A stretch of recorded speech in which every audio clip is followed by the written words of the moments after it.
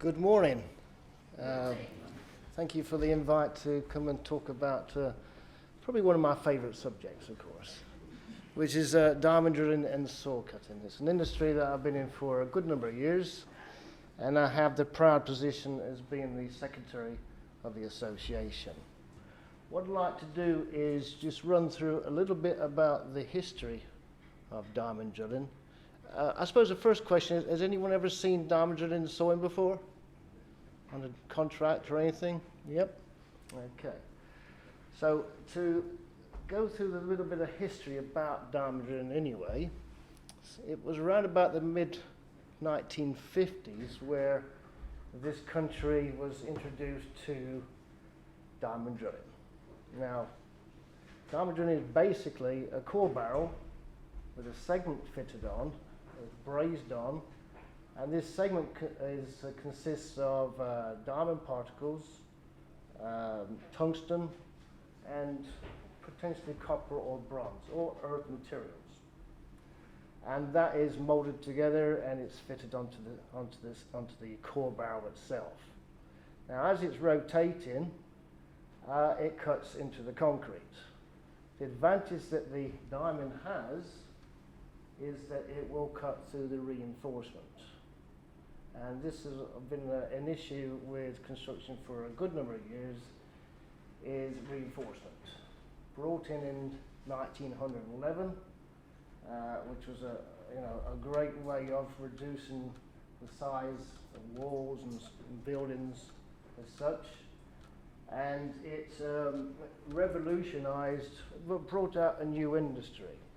We are classed as such as a specialist industry within the construction trade because we're fairly new.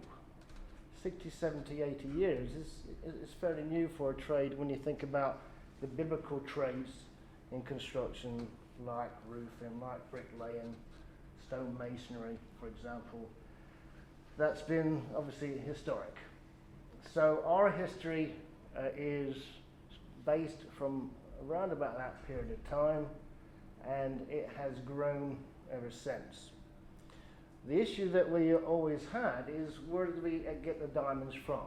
Well, the diamonds, strangely enough, was from the jewelers. Yes, believe it or not, it was the chippings that the jewelers made when they were shaping the diamond to fit on a ring or a brooch, all right, or a crown.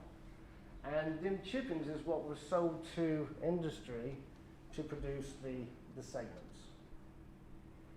What happened next is that because this industry got more popular, and it's a method that reduced vibration and noise levels, is that they had to bring in a method of creating a diamond. Now, a diamond basically takes millions of years with heat and pressure and everything else from the carbon.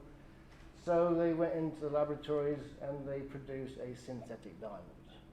In doing so, that brought the price of the diamonds segments down, for example, and made it more mass producing and brought more people into the industry. It reduced the cost of cutting out a slab or drilling a hole, for example. In 1984,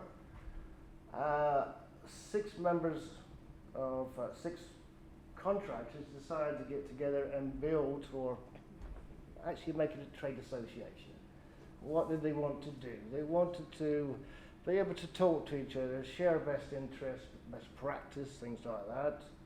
And so they formulated the start of a code of safe working practice. And 1990 itself, they came out with their first competent card scheme. No one else had one before. And this was backed up by the CITV. They actually produced the cards and specifications for it. We did the testing, they produced the cards. And we needed that because one of the industries we was involved with at that time, and still are, of course, was nuclear. And nuclear was quite heavily involved in making sure that anyone that was working in that area knew exactly what they were doing. And this card system was a way that helped to show that. In 1984 is when the Code of Practice came out. In 2000 is when qualifications came to us for the specialist sector, and we then produced a drilling and sawing qualification, and that is still running obviously to this day. In 2017 we took the card system back off CSCS, and it's gone full circle again, and we now own and distribute our own cards for the industry in partnership with CSCS. So that's a bit of history about the Drilling and Sawing Association, or Drilling and Sawing itself. Now, diamond drilling, as I said earlier, it's a core barrel that rotates, and it's generally at something like 50 meters per second. And that will cut through concrete, through reinforcement, every material, construction material there is. There are only two things it won't cut through, and that is another diamond and wood. It doesn't like wood. It'll burn through it, but it won't cut through it. So that's, then we get to diamond blades, saw cutting. Diamond blades came out later, around about 1960 plus, and that revolutionized how cutting was taking place. Prior to that, and still out there of course, is abrasive cutting, abrasive blades. We know that that wears down. Now with the same process of fitting a segment on, they now fit them onto a circular blade, and this now rotates at around about 80 meters a second, and that will cut through the concrete and any construction materials and reinforcement. The interesting thing here is about, I'll go through a little bit later, about noise levels, is that there is processes we have in place as well to reduce the noise levels for both the core barrels and also the blades.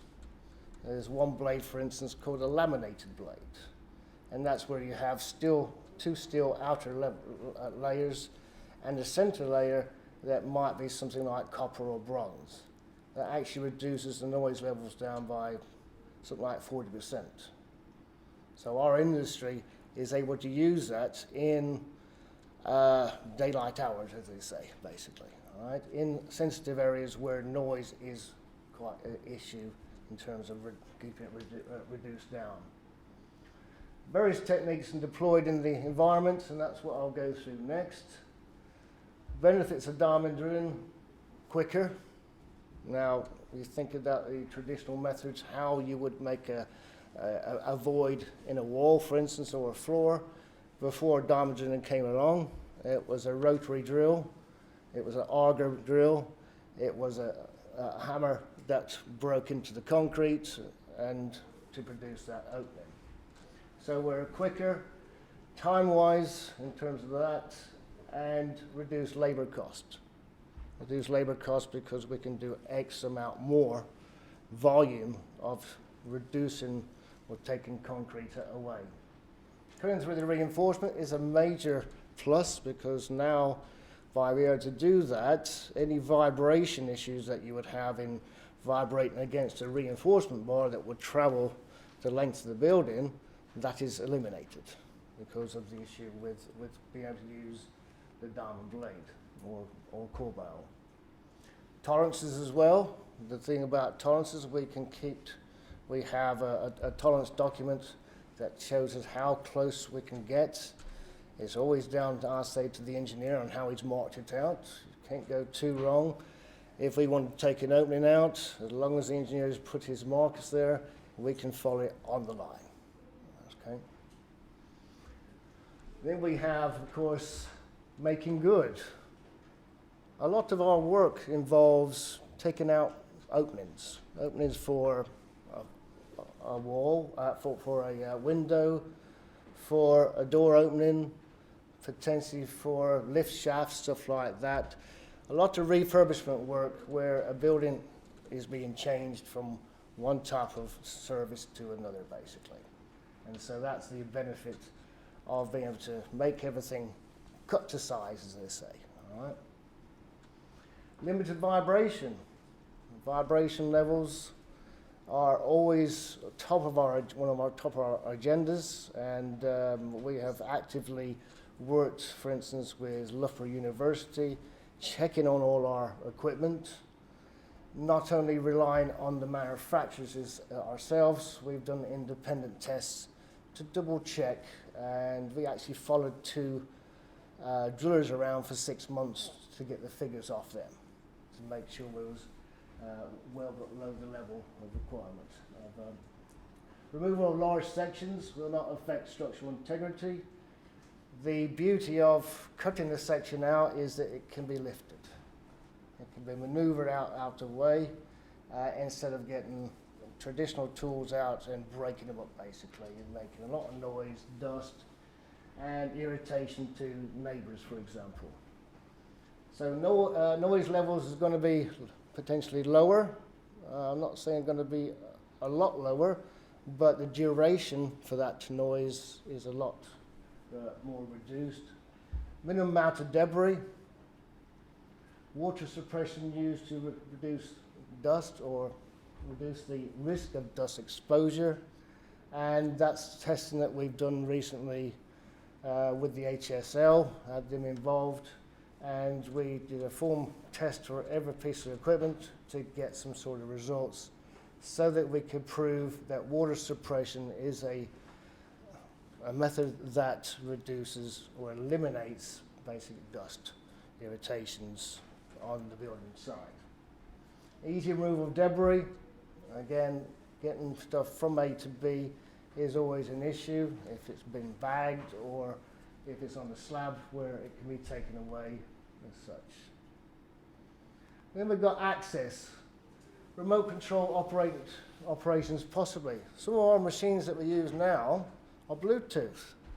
Some are radio controlled, some have a umbilical cord. So I can stand here and drill a hole or take a saw cut out back there where the cameraman is, for example, way out the way. Don't need to be anywhere near, as long as I can see what's happening. In fact, I've done some jobs before where I've actually not been able to see anything, totally blind. You're relying on seeing pressure gauges, dials. It tells you what pressure is being done, is being produced as it's cutting through. Possible cutting in confined spaces. Yes, we certainly go down in confined space areas to be able to, often these are drilling holes in sewers and stuff like that, and that's a common place for us to go into. So tight areas, confined spaces that we will use. Possible underground or underwater operations is the use of equipment, mainly hydraulics. So hydraulics allows us to do underwater cutting, and I've been involved with work that took place on Ipswich docks, which was underwater, and we actually had to train the divers on how to use this equipment to take it down. To further the environmental issue with that, we changed the hydraulic oil to vegetable oil as well, as to, in case there was any accident or leakage, that we reduce that issue. Ease of cutting around existing services. Pipe works, electricals, really, as long as we can get our equipment in, either by handheld or by the rig, or is that we can get in there and cut it, basically, as such. Yep. Well, for the operator, less fatigue. Well, our operators will always tell you that they're overworked and underpaid, of course. The fact is, I wish I was on the tools now compared to 30 years ago. Quite simply, is the equipment has improved immensely. Probably half the weight, reduction in hand-eye vibration, reduction in noise levels, ease of use, getting it from A to B, just fantastic. When I used to do track sewing, for example, you had to be there in the face of it. Now, let's say I can be here and cutting over that corner. So it's a lot more easier. Reduction in noise or duration of noise levels. Let's say the time that we operate in the machine is when the noise levels are at the highest. Sometimes it takes us more time to set up the machinery than actually to drill the hole or do the saw cut, and that's quite critical. Reduced vibration as well. I know you mentioned earlier about vibration claims and stuff like that. We have had vibration claims, and some of the vibration claims were guys that are 30, 40 years ago, and really we had no record, and, you know, which is a serious issue. We now keep a lot better records of that, right? With the information that we've been given from the manufacturers, our own testing, we now have like the guidance vibration information that we get from the HSE, which is a great tool. So conventional methods, demolition hammers, 85 to 100 decibels, or the rotary hammer. These are of the traditional. Recognize that?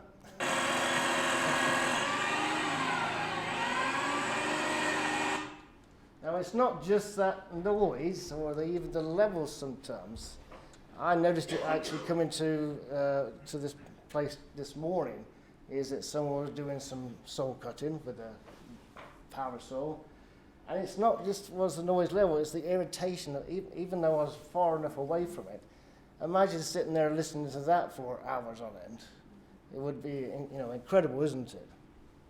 So what we do basically, we looked at our drilling and sawing techniques and come up with average of what noise levels we produce. And each of our equipment shows you what that is. If you look at the track saw, it's around about 100 decibels. Now actually we can reduce that by using a different blade, by using a laminated type blade. That will certainly help.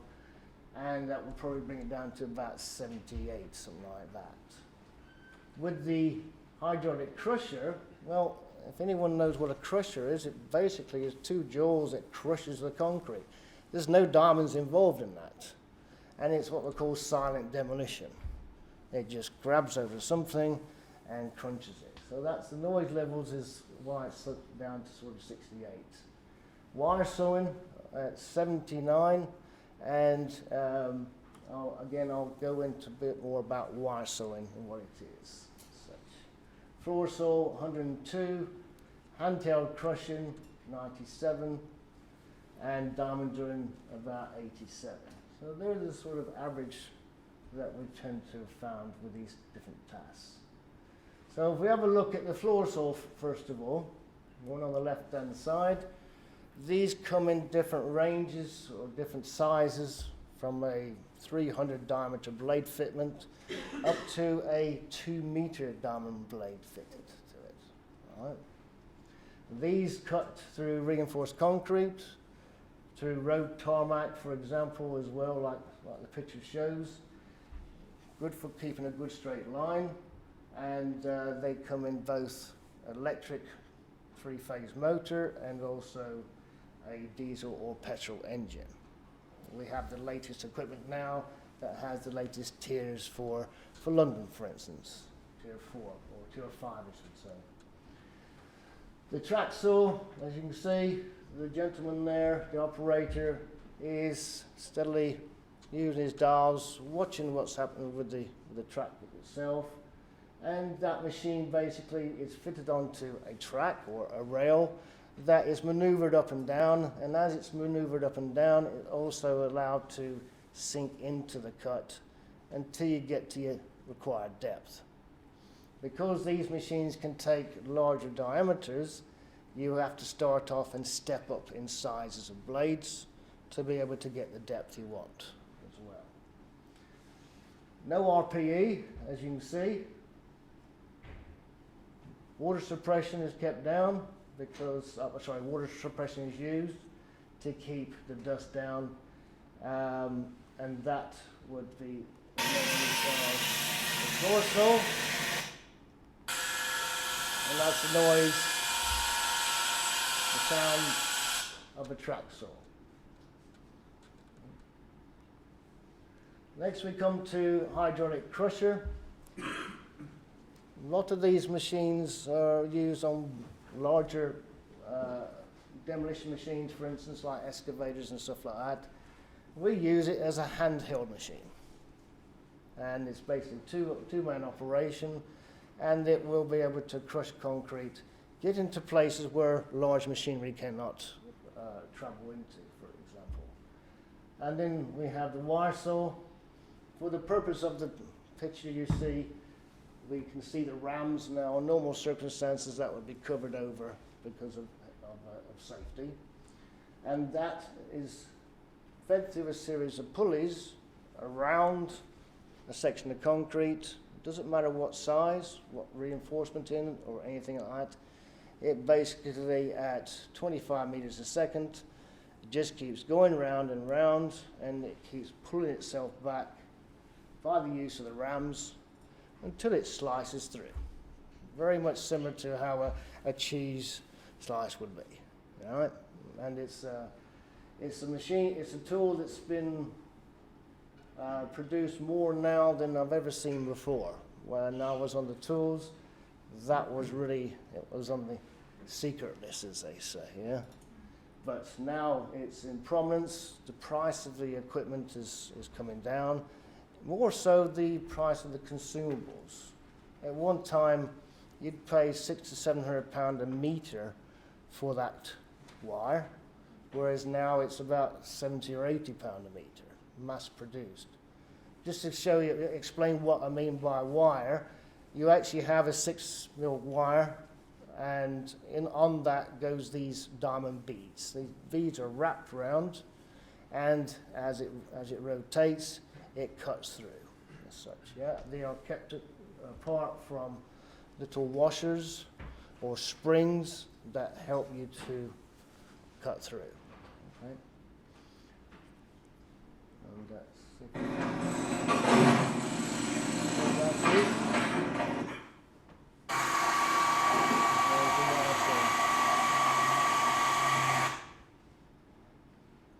And handheld sawing. Everyone probably knows about handheld sawing. They're called a disc cutter, they're called a power cutter, they've got lots of different names. They're handheld, basically. It's a handheld saw, but it's fitted with a diamond blade for the work that we carry out. And these can range from a 600mm diameter blade, would you believe, down to a 115, depending on the type of machine. You know, an angle grinder or petrol or electric machine. New to the industry, to a degree, is the chainsaw. Now, this is adaptation of the wood chainsaw, the forestry machine. And all we've done there is we've taken the chain and we've put diamond segments around it, and it does exactly the same job as any other diamond tool would do. It cuts into the concrete, into the reinforcement. The blade, or the sword as it's called, the grey bit, as you can see, comes in different lengths, and you can actually go in around about 600mm in depth with them types of machines.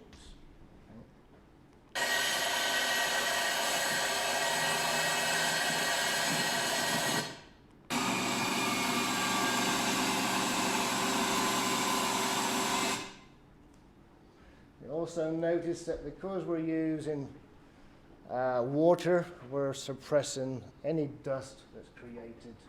So therefore, on these occasions, we are not required to use RPE for that particular purpose. Diamond drilling. Next one is where we will cut apertures out for pipe work, for electrical, for openings, for example, as you can see from that picture. And diamond drilling comes in different sizes from 12mm diameter up to 2 meters. Now you think about 2-meter diameter barrel, how do you get that turned around? Is that we have different types of power sources. Traditionally, there was starting off with compressors, with air tools. We generated from air, or promoted from air tools to hydraulics, 110 electric, and excuse me, now we're actually working on with high cycle, high frequency electric, 110 and 3-phase. So that has reduced noise levels down tremendously. If you've ever drilled a hole with an air motor, you'll know what I'm talking about. They are deafening. So the beautiful part about the diamond drilling equipment now is that it has reduced massively in terms of vibration, in terms of noise levels, and in efficiency for how fast they cut as well. On the bursting, this is incorporated with the diamond drilling because we have to drill holes at certain points to be able to drop one of these bursters in. Now this burster is basically, that one there is it's a two piston burster, and hydraulics is applied to this, and it pumps the hydraulics out, it pumps the heads out, the pistons that go out, and they are under intense pressure, and that causes them for cracks to come into the concrete. And it's another method, being silent, that they can easily be removed then from site for later breaking up and stuff like that. As we all probably know, concrete is a green material. It's a green product, isn't it? Sourced locally. It can be recycled, reused, so it has a lot of benefits.